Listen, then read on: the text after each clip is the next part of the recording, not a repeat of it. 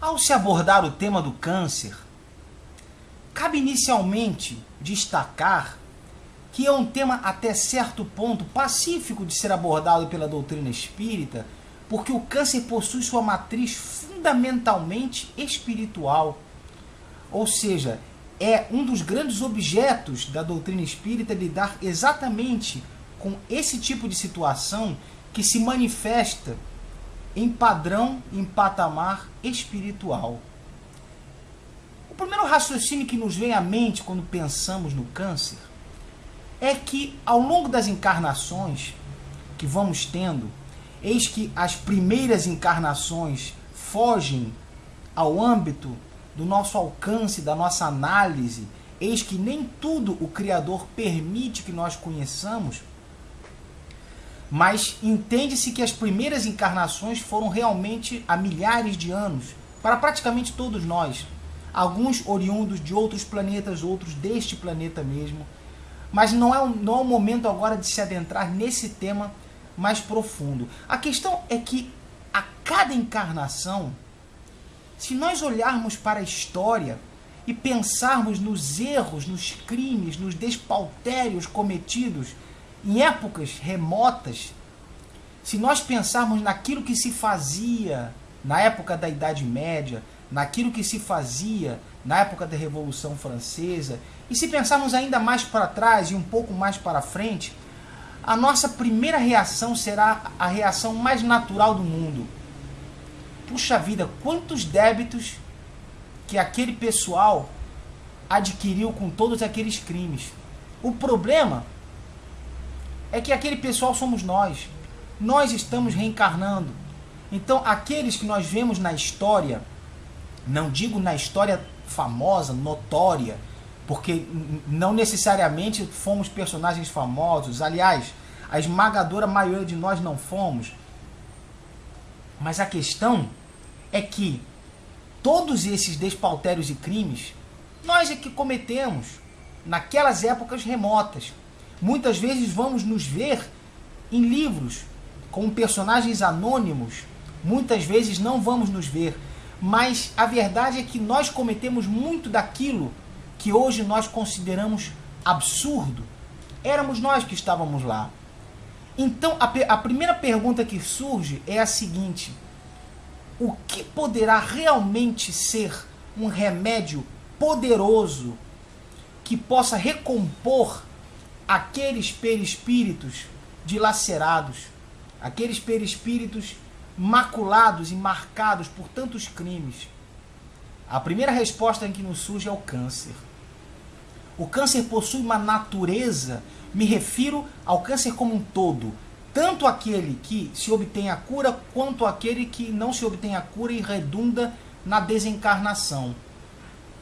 Todo tipo de câncer possui em sua estrutura, em primeiro lugar, o choque, em primeiro lugar, a consciência do indivíduo de que a vida dele, que ele tanto considerava, que considerava tão primordial, que a vida dele está por um fio e que depende da bênção ou não do Altíssimo. Segundo o pensamento dele, é claro que a questão da bênção não tem a ver com câncer. Eis que o câncer pode ser ele próprio uma bênção para o depuramento do espírito. Mas sigamos essa linha de raciocínio. Aquele que diz, estou com câncer, em primeiro lugar ele se dá conta de que sua vida está por um fio. Suas teorias de dominação material, de expansão de territórios, conquista de terras, uma série de teorias são colocadas em xeque dentro de seu psiquismo. Ele poderá se curar, ou poderá não se curar. Então, o primeiro momento é o momento de choque e de reação, que instiga o cidadão à humildade. É natural que ele possa fazer um uso bom ou um uso mau dessa ferramenta em sua existência que é o câncer. Ferramenta de depuração do espírito, sempre. É evidente que ele pode fazer um bom uso ou um mau uso, mas a primeira reação é de instigar a humildade e de fazer com que o espírito desenvolva em si uma fortaleza moral para poder combater aquela enfermidade. Eis que o câncer, em sua matriz que já é pesquisado isso há séculos, ele possui a sua estruturação imbuída de cargas deletérias, de desgostos, de ódios, de repulsas. São elementos que contribuem para que se desencadeie o fenômeno cancerígeno. Então, é necessário, no momento do câncer, que o cidadão, o indivíduo, pare e reflita, pare e reveja os seus conceitos. A intenção, basicamente, é essa. Eis que essa reflexão sempre será útil, haja ou não o desencarne. Havendo o desencarne, será útil para posterior. Não havendo o desencarne, será útil já no curso da encarnação que está em andamento. Mas a primeira reação é essa. Então, o cidadão se defronta com a sua vida por um fio. Ele é obrigado a rever conceitos. Esse é o primeiro ponto. Mas imaginemos que a ferramenta do câncer, ela possui uma abrangência muito maior do que isso. O primeiro raciocínio que nos vem à mente quando lemos o livro Perispírito e suas modelações, de Luiz Gonzaga, entendemos em várias passagens um fenômeno absolutamente curioso e, por certo, maravilhoso. Pensamos ordinariamente que a fecundação do óvulo pelo espermatozoide dá-se a esmo, dá-se ao acaso, dá-se porque existe uma força de atração magnética, uma força biológica do óvulo que atrai o espermatozoide e ocorre a fecundação.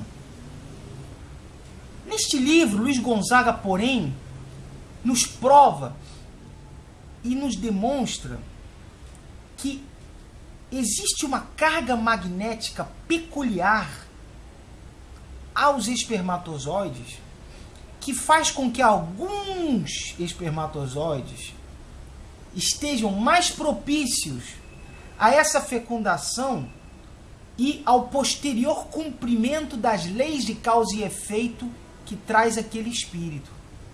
Em outras palavras, quando o espírito precisa vir e ter o desencadeamento de um câncer aos 53 anos, por exemplo, é necessário que aquele espermatozoide tenha carga magnética própria para poder, ao fecundar o óvulo, gerar um corpo que tenha essa facilidade de cumprir a lei de causa e efeito naquele momento, através de um fenômeno que poderá ser desencadeado por qualquer elemento que muitas vezes nós consideramos absurdos. Às vezes a pessoa toma um remédio fora do vencimento, pega uma hepatite, desenvolve um fenômeno cancerígeno e assim vai com câncer.